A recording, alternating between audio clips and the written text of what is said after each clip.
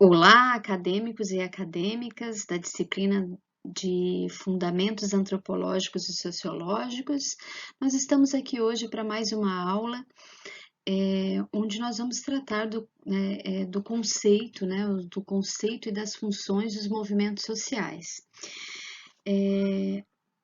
No final dos slides, eu vou propor para vocês uma atividade prática referente a esses conteúdos que vocês vão estudar na aula de hoje. E essa atividade vocês deverão postar no fórum que está disponível no ambiente virtual, certo? É uma atividade individual e eu estarei sempre à disposição de vocês, caso vocês tenham alguma dúvida ou queiram algum acompanhamento no desenvolver da atividade, ok? Antes de entrar, no conceito de movimento social, é importante a gente lembrar, o que é uma sociedade. Então, a sociedade é um conjunto de pessoas interligadas por um motivo, e a estrutura social é a forma como estão organizadas as partes que compõem a sociedade. Então, essas partes, os indivíduos, que são os indivíduos, os grupos, as comunidades, dentre outras, têm diferentes acessos aos recursos disponíveis e, por isso, estão estratificados econômica e socialmente. Então, a estratificação social, ela é a diferenciação dos indivíduos e dos grupos em posições, em estratos e camadas mais ou menos duradouros e hierarquicamente justapostos. Isto vai depender, essa estratificação sempre econômica ou socialmente, certo? Então, a partir, da verificação de que os membros e os grupos de uma sociedade são unidos por uma série de deveres e direitos mútuos, acordados e praticados por todos, entende-se pode-se entender, que a estrutura de uma cidade como sendo resultado da interação entre as pessoas, as facilidades de mercado, as agências de transportes e de comunicação e os tipos de funções exercidas, entre outras características, nós vamos ter aí o termo de comunidade, que por sua vez tem duas acepções, nós vamos ter aqui duas acepções, uma sociedade, uma social e a outra espacial. Então, falar de comunidade implica numa pluralidade, uma identidade entre os indivíduos ou grupos que a compõem. Então, essa identidade está atrelada a três princípios básicos: a filiação, ao nascimento e à residência. Então, o conceito de grupo se propõe mais aberto, pois se refere a um conjunto de coisas ou pessoas com algo em comum. Eu já comentei isso em sala, independentemente da sua presença no mesmo espaço. Naturalmente, um grupo de pessoas é definido por respeitarem as mesmas normas, os mesmos valores, muitas vezes até os mesmos costumes, E o que os identificam e os fazem interagir, como, por exemplo, os membros de um fã-clube, de uma roda de amigos que se reúnem para assistir um jogo, entre outros exemplos que nós poderíamos aqui citar, Nós temos um sociólogo americano, o Charles Coley, que, atentando para o elo de determinados grupos, os dividiu em dois tipos, os grupos primários e os secundários. Para tanto, ele observou se havia contato direto entre os membros e as associações, se elas se davam por um caráter específico, se havia uma característica, se havia uma permanência relativa, qual o número de pessoas implicadas e se havia relativa intimidade entre seus membros.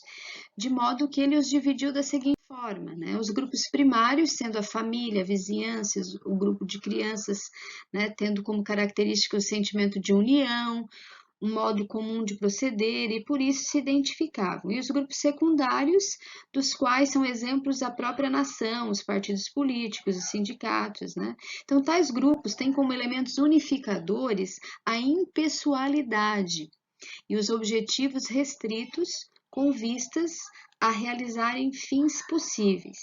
Eu espero que você esteja percebendo, que às vezes o modo como estamos organizados passa longe dos nossos entendimentos. Entretanto, vale registrar, que a pessoa que não conhece a estrutura social na qual está inserida, ela não consegue, né, interagir no espaço social de maneira significativa. Por isso, essa importância de se reconhecer. O que se percebe é que ao longo da história da humanidade existiram vários tipos de sociedade, né? Das castas na Índia, né? Dos estamentos durante o regime feudal, a escravatura em várias partes do mundo. No Brasil, por exemplo, já tivemos a sociedade escravocrata, em que um indivíduo era proprietário do outro, e hoje temos uma sociedade de classes baseada na hierarquia das classes sociais, marcadas pelo poder econômico, cultural e social dos indivíduos que a compõem. Os movimentos sociais, então, né? Os movimentos sociais, eles podem ser definidos, são movimentos que estão inseridos dentro da sociedade, né? E eles podem ser definidos como grupos que agem continuamente com o objetivo de promover ou resistir a algum tipo de mudança na sociedade. Eles surgem, né? Eles vão surgir, então, quando a sociedade civil se dá conta de que não pode aceitar uma situação de forma passiva. É a consciência de que o cidadão deve e pode fazer algo para um grupo, uma classe ou toda uma sociedade. Olha, vejam como é bem... Então, aqui vocês já conseguem perceber, né, a importância do movimento social, né? A consciência de que o cidadão deve e pode fazer algo para um grupo, uma classe ou toda a sociedade. É importante enfatizar que o movimento social não é a mesma coisa que a instituição social. As instituições sociais são estáveis e duráveis, e os movimentos sociais são instáveis e com um tempo de duração incerto, como é o caso do movimento social denominado Direta Já, por exemplo, né? Todo movimento social ele apresenta no mínimo 3 características básicas: o objetivo, programa que estabelece como atingir, né, que vai estabelecer como atingir esse objetivo, e a ideologia, né? Eu coloquei aqui como exemplo o MST, o Movimento dos Trabalhadores Sem Terra. O objetivo é fazer uma reforma agrária que permita ao trabalhador do campo trabalhar em sua propriedade e não nas terras de latifundiário. Então, os movimentos sociais, eles também possuem características, né? São marchas, invasões de terras. No caso do movimento do MST, né? As características, né, do MST, marchas, invasões de terras e ocupações e repartições públicas são algumas das iniciativas desenvolvidas por esse movimento. E qual é a ideologia do movimento, então? É o conjunto de ideias que justificam as ações do movimento social, ideologia, né? Neste caso, a ideologia do MST é a redistribuição de terra, oferecer terra a quem quer trabalhar e sobreviver dos seus frutos. Ok? E os tipos de movimentos. Aqui vocês vão encontrar os vários tipos, depois é importante vocês lerem com bastante atenção, porque vocês vão precisar para fazer a atividade, né? Nós temos aqui os grupos expressivos, reacionários, progressistas, reformistas, revolucionários, migratórios, utópicos, né? E aqui as pré-condições para que exista um movimento social também, né? O descontentamento social, bloqueio estrutural, o contato, a eficácia, a ideologia, né? Isso também tem aqui um conteúdo teórico bastante interessante para vocês lerem, certo? Muito bem. E aqui eu vou propor, então, a atividade para vocês exercitar um pouco não, né? Exercitar esse conteúdo que vocês vão estar estudando, né? No ambiente virtual, como eu já falei, está aberto um fórum onde cada um deverá postar, né? Deverá escolher um movimento social.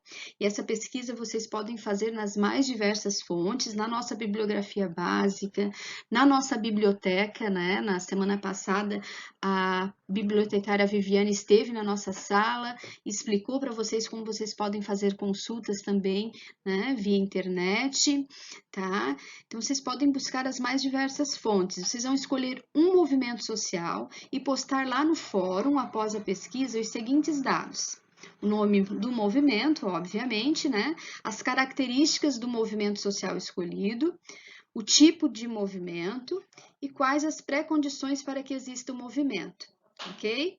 Lembrando então, meus queridos, que eu estou à disposição de vocês, caso vocês tenham algumas dúvidas, né, ou queiram trocar ideias sobre a atividade comigo. Um abraço a todos.